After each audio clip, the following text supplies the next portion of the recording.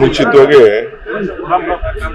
ಬಂದು ಕೊಲ್ಲೂರು ಮೂಕಾಂಬಿಕೆಗೆ ನಾನು ನನ್ನ ಕುಟುಂಬ ಎಲ್ಲ ಬಂದು ದೇವರಲ್ಲಿ ಪ್ರಾರ್ಥನೆ ಮಾಡ್ಕೊಂಡಿದ್ದು.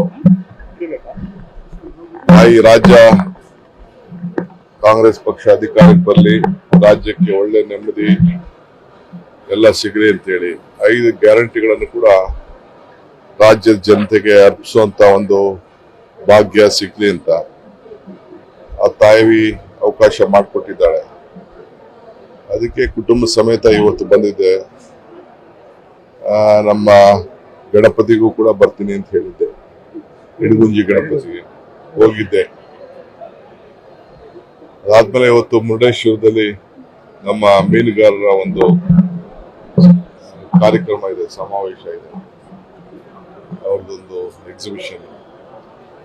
ಸೊ ಅದನ್ನ ಮಾಡಿ ಈಶ್ವರನ ದರ್ಶನ ಕೂಡ ಮಾಡಿ ಶಿವನ ದೊಡ್ಡ ಮುರುಡೇಶ್ವರದಲ್ಲಿ ಪ್ರಾರ್ಥನೆ ಮಾಡಿ ಕಾರ್ಯಕ್ರಮ ಇಟ್ಕೊಂಡು ನಾನೇ ಅದು ಯೋಚನೆ ಇಲ್ಲ.